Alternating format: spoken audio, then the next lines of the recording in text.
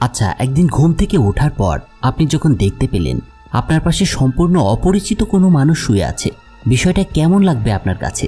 নিশ্চয়ই সুখকর হবে না ব্যাপারটা। তাছাড়া গত রাতে সব ঠিকঠাক করে ঘুমোতে যাওয়ার পরে সকালে উঠে যখন দেখলেন পুরো পরিবেশটাই চেঞ্জ হয়ে গিয়েছে, সেটাও আশা করি ভালো লাগার মতো কোনো বিষয় হবে না। আসলে যে মুভির গল্পটা আপনাদেরকে আজ শোনাবো, সেখানে ক্রিস্টিন লুকাস নামে একটা মেয়ের সাথে ঠিক এমনই ঘটে, তাও প্রতিদিন। ক্রিস্টিন প্রতিদিন তার টাটকা স্মৃতি নিয়ে ঘুমোতে যায়, কিন্তু সকালে উঠে সে দেখতে পায় এই গোলমেলে বিষয়গুলো তার সাথে ঘটছে, আর তার এই অবস্থার সুযোগ নিচ্ছে অন্য মানুষ। ক্রিস্টিনের সাথে ঠিক কি ঘটছে সেটা কিন্তু বিরাট একটা রহস্য, এবং সেই রহস্যের জট আমরা আজকের movie before I go to স্লিপের এক্সপ্লেইনের মাধ্যমে খোলার চেষ্টা করব। তো চলুন আর দেরি না করে গল্পটা শুনতে শুরু করি। গল্পের শুরু হয় ক্রিস্টিন লুকাসকে দেখিয়ে, যার কথা একটু আগে বলছিলাম। লুকাসের বয়স আনুমানিক 40 বছর। সেদিন সকালে ঘুম থেকে জেগে উঠে লুকাস নিজেকে এমন একটা বেডরুমে আবিষ্কার করে যেটা তার নিজের বেডরুম নয়। সে চিনতেই পারছিল না এই রুমটাকে, এমনকি সে কোথায় আছে সেটাও সে বুঝতে পারছিল না। তার চারপাশে সব কিছুই অপরিচিত লাগছিল, তবে তার জন্য আরও চমক অপেক্ষা করছিল যখন সে দেখতে পায় বিছানায় তার পাশেই একজন মাঝবয়সী পুরুষ শুয়ে ঘুমোচ্ছে। লোকটাকে দেখে ক্রিস্টিন এবার আঁতকে ওঠে। সে দ্রুত বাথরুমে চলে যায় এবং বাথরুমের দেয়ালে অনেকগুলো ছবি টানানো দেখতে পায় সে। কিন্তু এই ছবিগুলো দেখে আরও অবাক হয়ে যায় ক্রিস্টিন, কারণ সে নিজে একজন 20 বছর বয়সী তরুণী হলেও এই ছবিতে তার বয়স অনেক বেশি দেখাচ্ছে। এছাড়া বিছানায় শুয়ে থাকা ওই লোকটার একটা ছবিও সেখানে লাগানো ছিল এবং তার নিচে লেখা ছিল, বেন হলো তোমার স্বামী। কিন্তু ক্রিস্টিনের কাছে এসব কিছুই কেমন যেন ধোঁয়াশা মনে হতে শুরু করে। সে উদ্ভ্রান্তের মতো আবার বেডরুমের ওই লোকটার কাছে ফিরে আসে এবং তাকে আতঙ্কিত হয়ে নানা রকম প্রশ্ন জিজ্ঞাসা করতে শুরু করে, কিন্তু লোকটাকে তার কথায় অবাক হতে দেখা যায় না একেবারেই। সে স্বাভাবিকভাবেই তাকে উত্তর দেয়। লোকটা বলে, আমার নাম হচ্ছে বেন এবং আমি তোমার হাজব্যান্ড। আজ থেকে ঠিক 14 বছর আগে আমাদের বিয়ে হয়েছিল। এরপর লোকটা ক্রিস্টিনকে আরও জানায়, ঠিক 10 বছর আগে একটা গাড়ি অ্যাক্সিডেন্টে তোমার মস্তিষ্কে এক বিরল রোগের জন্ম নেয়। সেই ভয়াবহ গাড়ি অ্যাক্সিডেন্টের পর থেকেই তুমি রাতে ঘুমানোর পর সকালে উঠে সব কিছু ভুলে যাও। মানে একটা রিসেট বাটনের মতো কাজ করে তোমার ব্রেন। বেনের এই কথাগুলো শুনে মনে হচ্ছিল ক্রিস্টিনের স্মৃতিধারণ ক্ষমতা মাত্র একদিনের। সেই দুর্ঘটনার পর থেকে প্রতিদিন ঘুম থেকে উঠে ক্রিস্টিন নিজেকে একজন 20 বছর বয়সী যুবতী মনে করত। তো সবকিছু শোনার পর স্বাভাবিকভাবেই ক্রিস্টিনের মাথায় আকাশ ভেঙে পড়ে, কিন্তু বেন তাকে শান্ত করতে থাকে। তার কাজ দেখে মনে হয় এটা তার নিত্যদিনের রুটিন, মানে প্রতিদিনই বেনকে সবকিছু বোঝাতে হয় ক্রিস্টিনকে। এরপর সে ছবি দেখিয়ে তাদের প্রেম এবং বিয়ের গল্প বলে ক্রিস্টিনকে সবকিছু স্মরণ করিয়ে দিতে শুরু করে। বেন ছিল পেশায় একজন স্কুল শিক্ষক। সেদিন স্কুলে যাওয়ার আগে সে ক্রিস্টিনকে বলে, আজকের এই দিনটা খুবই স্পেশাল আমাদের জন্য, কারণ আজকে আমাদের বিবাহ বার্ষিকী।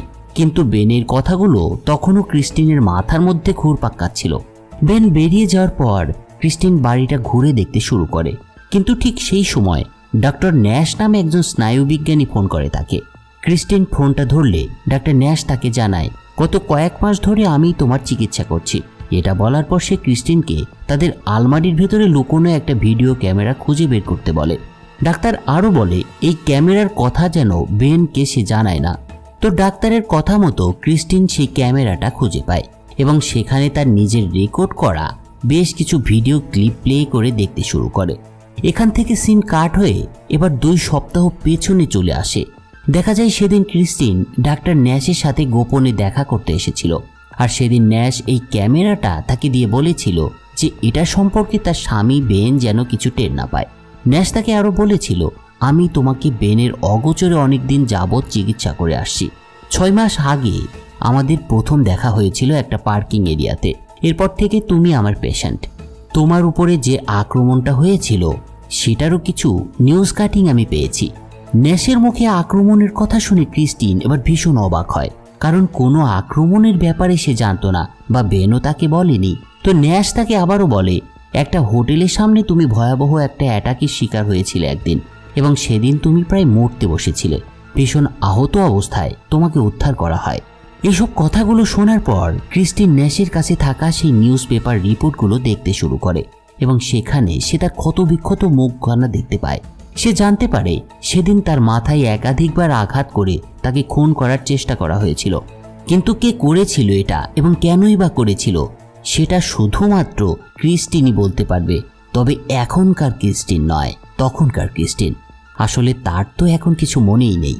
তবে প্রশ্ন হলো বেন কেন তাকে বলেছিল যে একটা গাড়ি অ্যাক্সিডেন্টের পর তার স্মৃতি হারিয়ে গিয়েছে এবং এর কারণে তার ঘুম থেকে ওঠার পর এই সমস্যা হচ্ছে।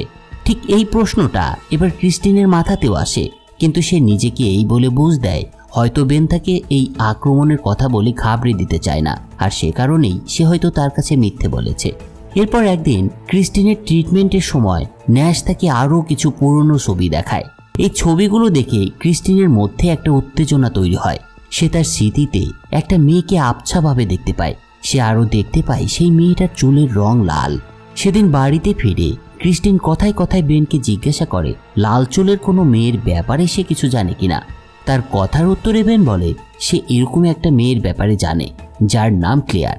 বেন বলতে থাকে এই ক্লেয়ার ছিল ক্রিস্টিনের বেস্ট ফ্রেন্ড। কিন্তু সাথে বেন এটাও বলে তুমি অ্যাক্সিডেন্ট করার পর ক্লেয়ার তোমার ভয়াবহ অবস্থা দেখে নিজেকে আর সামলাতে পারেনি। এরপর থেকে সে তোমার সাথে আর দেখা করতে আসে না। বর্তমানে ক্লেয়ার বিদেশে থাকে আর ওই ঘটনার পর তার সাথে কোনো যোগাযোগও নেই। কিন্তু বেনের এই কথাগুলো ক্রিস্টিন কেন জানি বিশ্বাস করতে পারছিল না। খাওয়া শেষ করে সে তার বাথরুমের দেয়ালে ক্লেয়ারের কয়েকটা ছবি টানিয়ে রাখে, আর এই ছবিগুলোই ন্যাশ তাকে দিয়েছিল। এরপর ক্রিস্টিন ওই ছবিগুলোর সামনে একটা ভিডিও রেকর্ড করে। সে ভিডিওতে বলে পেছনের এই ছবির মেয়েটার নাম হচ্ছে ক্লেয়ার। সে আমার সবচেয়ে প্রিয় বান্ধবী ছিল। আমি এই কথা কালকে ভুলে যাব, তাই আজকে ক্লেয়ারের কথাই ভিডিওর মাধ্যমে রেকর্ড করে রাখছি।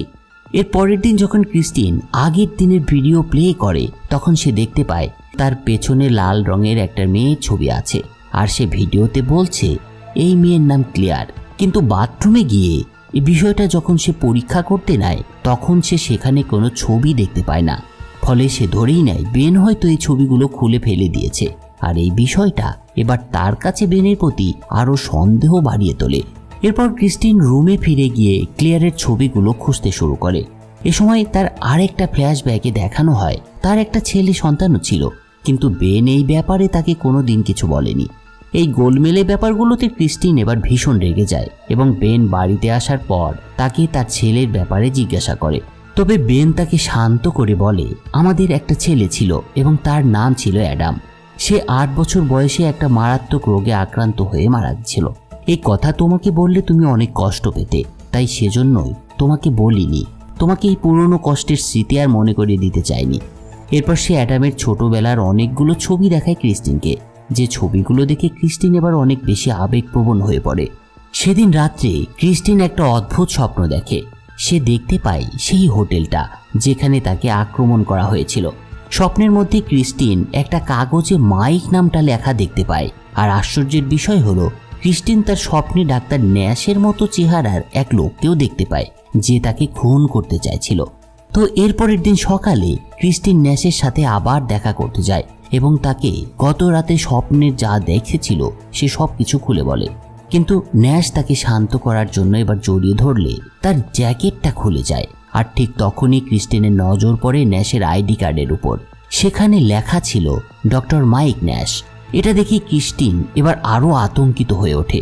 সে বুঝতে পারে গত রাতের স্বপ্নে সে যাকে দেখেছিল সে ছিল ন্যাশ এবং এই ন্যাশই তাকে খুন করতে চেয়েছিল।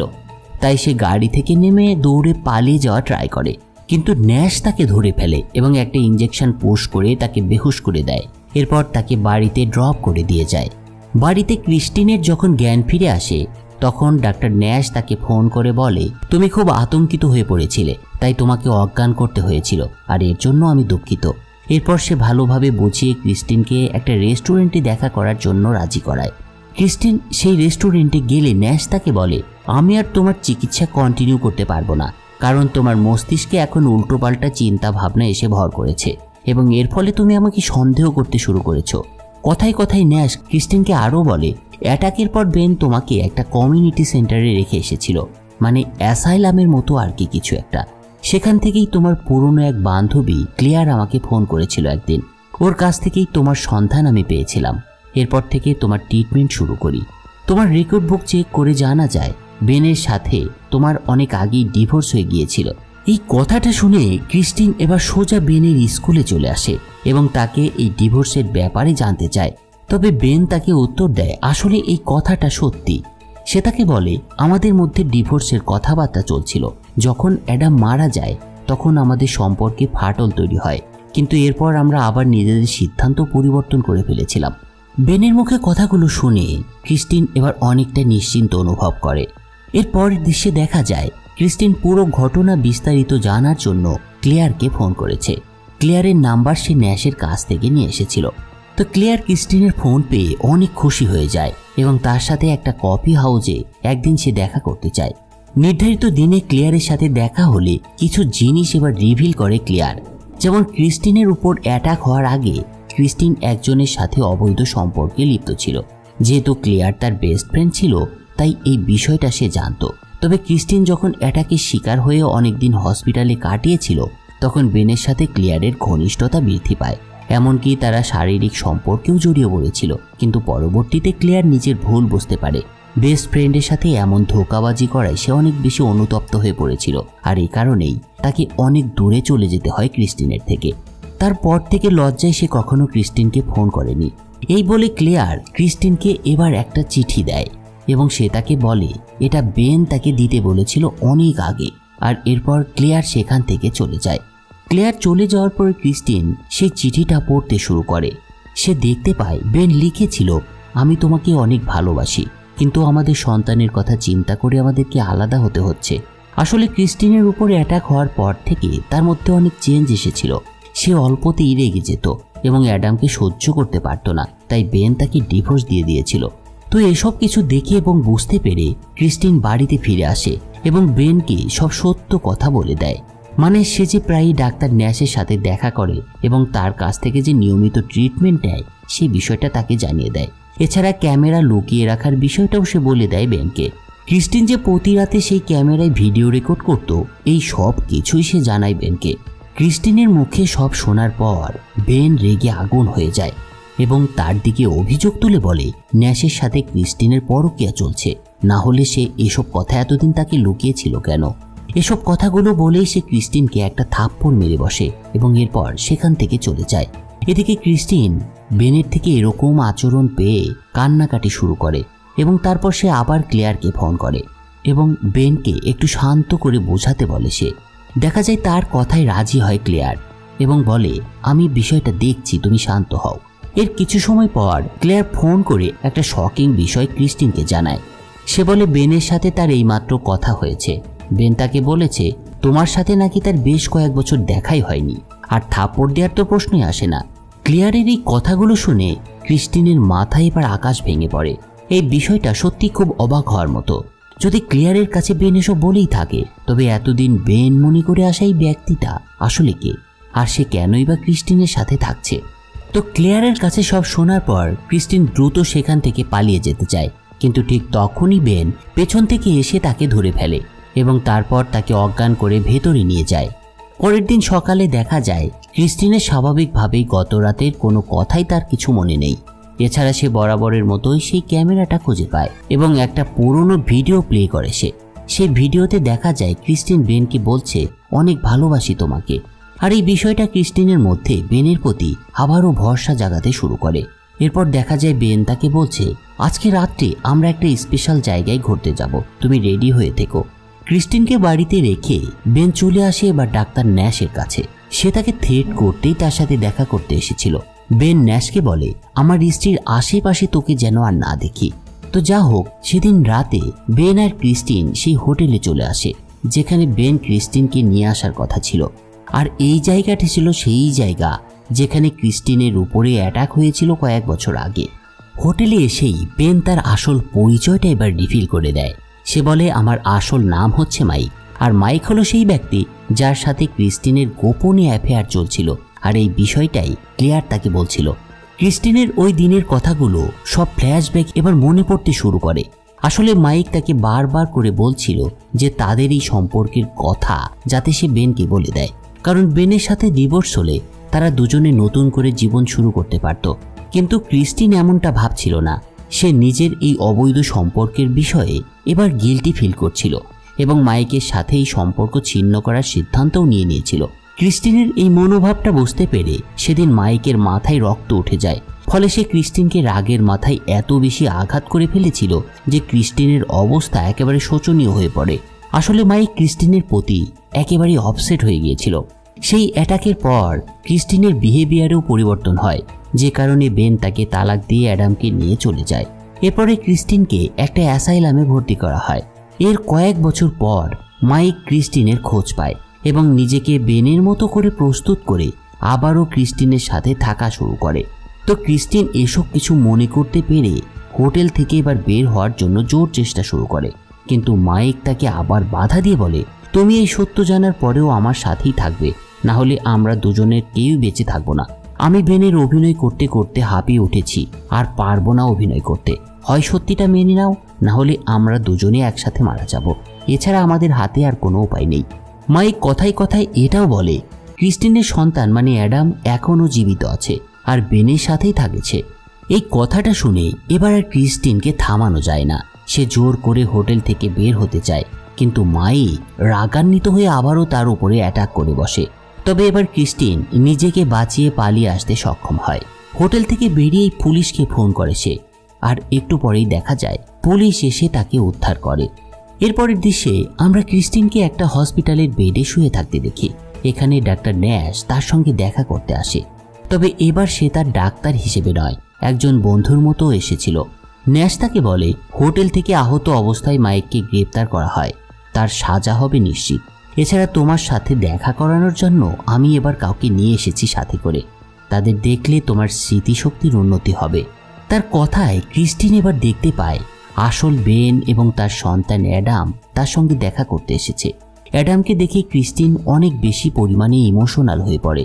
তার স্মৃতির পুরোটাই এবার আবার ফিরে আসতে শুরু করে। সে দেখতে পায় অ্যাডাম এখন অনেকটা বড় হয়ে গিয়েছে। ক্রিস্টিন এতদিন পর তার সন্তানকে দেখতে পেয়ে কান্নায় ভেঙে পড়ে এবং তাকে জড়িয়ে ধরে বুকের সাথে। আর এই দৃশ্যের মাধ্যমেই এই মুভির সমাপ্তি ঘটে। বন্ধুরা, আমাদের জীবনে কতই না অদ্ভুত ঘটনা ঘটে। ক্রিস্টিনের সাথে যে ঘটনাটা আমরা দেখলাম এটাও কিন্তু ঘটতে পারে, খুবই স্বাভাবিক বিষয়টা। যা হোক, সব মিলে কেমন লাগলো আজকের মুভির গল্প সেটা বরাবরের মতোই কমেন্টে জানতে চাইছি। আশা করি জানাবেন এবং চ্যানেলটা সাবস্ক্রাইব করে পাশে থাকবেন নতুন নতুন মুভির এক্সপ্লেইন দেখার জন্য। ধন্যবাদ সবাইকে।